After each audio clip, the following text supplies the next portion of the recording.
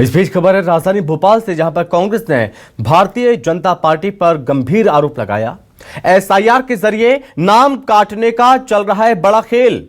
Phone call के जरिए कांग्रेस ने शिकायतकर्ता से सवाल किए हैं। भारतीय जनता पार्टी कार्यकर्ता वोटर्स पर आपत्ति लगा रहे हैं, आपत्ति की साजिश लगा रहे हैं।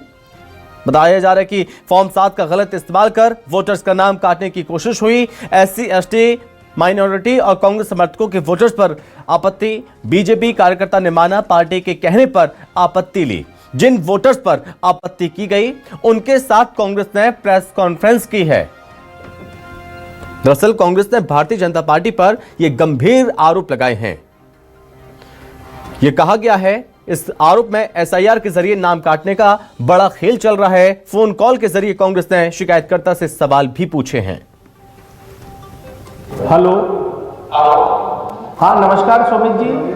हाँ, ये आपने कुछ शिकायतें करी हैं, तो आपने करी है शिकायतें?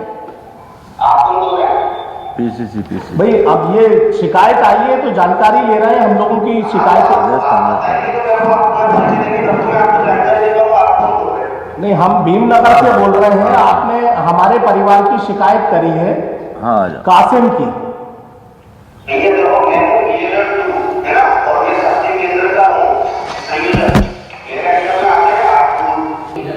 चलिए, आपको 10 शिकायतें करने का नहीं, लेकिन भैया आपकी पार्टी के आपके विधायक को आपको बोलो, आपके भैया आप 10 शिकायत कर सकते हो, 50 थोड़ी। आप जिसको जानते हो उनकी शिकायत करो, हम लोगों की क्यों झूठी शिकायत कर रहे हैं? चलो भैया, लेकिन हमारी झूठी शिकायतें मत करो, मेहरबानी के लिए, अल्लाह का वास्ता है आपको। तो सुना आपने, बाकायदा यहां पर फोन भी किया गया है और गंभीर आरोप लगे हैं।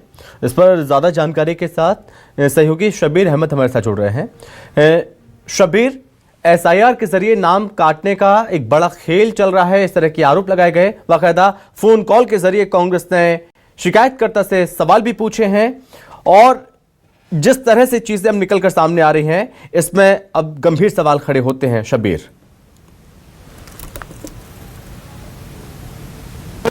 आपने सही कहा कि गंभीर सवाल खड़े हो रहे हैं। एसआईआर की सवाल खड़े हो रहे हैं क्योंकि मध्य प्रदेश में बात की जाए, जो पहला चरण हुआ था उसके अंदर करीब 40 लाख नाम कटे थे और जो मतदाता सूची जारी की गई थी उसको लेकर नियम प्रक्रिया की बात की जाए तो दावे आपत्ति मंगवाए गए थे 40 लाख नाम कटने के बाद। और फॉर्म 7 के जरिए दावे आपत्ति आप दर्ज करवा सकते हैं कि ये व्यक्ति का गलत नाम है और उसी को लेकर कांग्रेस की तरफ से सवाल उठाए जा रहे हैं कि फॉर्म 7 का गलत इस्तेमाल किया गया है। कांग्रेस के जो वोटर है, खासकर अल्पसंख्यक समुदाय के, उनके वोटरों को आपत्ति जताई जा रही है फॉर्म 7 के जरिए। और उसी को लेकर कल जीतू पटवारी की तरफ से इंदौर के अंदर वो थाने पहुंचे थे और उनकी तरफ से ये कहा गया था कि बीजेपी के कार्यकर्ता फर्जी शिकायत कर रहे हैं, इनके खिलाफ केस दर्ज होना चाहिए क्योंकि जो व्यक्ति अपने पते पर है उसके बावजूद भी, क्योंकि कई जो लोग थे, जो प्रेस कॉन्फ्रेंस आज कांग्रेस की तरफ से की गई है उसके अंदर बाकायदा वो व्यक्ति भी थे जिनके खिलाफ शिकायत की गई है। तो उनकी तरफ से ये कहा भी गया कि 30-40 साल से हम वहीं रहते हैं, हमारी शादी भी वहीं हुई है, हमारे बच्चे भी वहीं हुए, उसके बावजूद भी हमारे नामों पर आपत्ति जताई गई है। तो इसी को लेकर कांग्रेस की तरफ से ये कहा जा रहा है कि बीजेपी के नेता पूरा षड्यंत्र करके, पूरी प्लानिंग करके कांग्रेस के वोटरों को निशाना बनाने के लिए, उनके नाम काटने के लिए फॉर्म 7 के जरिए आपत्ति जताई जा रही है और उनके नाम कटने का प्रयास किया जा रहा है और ये सरासर गलत है। देश के किसी भी नागरिक को आप वोट देने का अधिकार नहीं छीन सकते हैं। इसी के कारण इनके खिलाफ एफआईआर दर्ज होना चाहिए और बाकायदा लाइव फोन लगाया गया है वहां पर। और जो कार्यकर्ता था बीजेपी का, वो खुद स्वीकार कर रहा है कि मेरे पास कुछ कार्यकर्ता आए थे जो इलाके में भीमनगर में रहते हैं, मैं बीजेपी का पदाधिकारी हूं, मेरी तरफ से साइन किए गए। एक कार्यकर्ता ने, वो खुद कह रहा है कि जो कांग्रेस की तरफ से सबूत दिखाए गए, एक कार्यकर्ता की तरफ से 10-10 फॉर्म भरे गए हैं फॉर्म 7 के और एक वार्ड से वार्ड दूसरा है और जो शख्स शिकायत करता है वो दूसरे वार्ड में रहता है और ये नियम विरुद्ध है। ये कांग्रेस के तमाम आरोप लगाए गए। सवाल सबसे महत्वपूर्ण यह है कि राजधानी भोपाल में बात की जाए करीब 10,000 नामों पर आपत्ति ली गई और भोपाल में बात की जाए तो करीब 4 लाख के करीब नाम कटे हैं एसआईआर की पहले चरण की बात की जाए, पहली प्रक्रिया जो हुई है।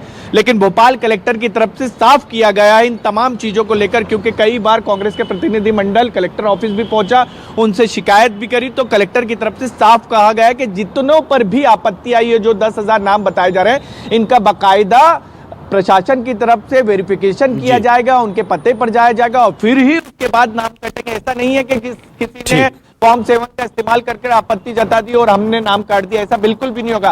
बाकायदा वहां पर फिजिकल वेरिफिकेशन होगा और फिर उसके बाद जो रिपोर्ट आएगी उसके बाद हम नाम काटेंगे, ऐसे नाम नहीं कटने वाला। यानी तो भ्रम की स्थिति प्रशासन ने उसको दूर करने का प्रयास किया है। ठीक है शब्बीर, बहुत धन्यवाद आपका तमाम जानकारी के लिए।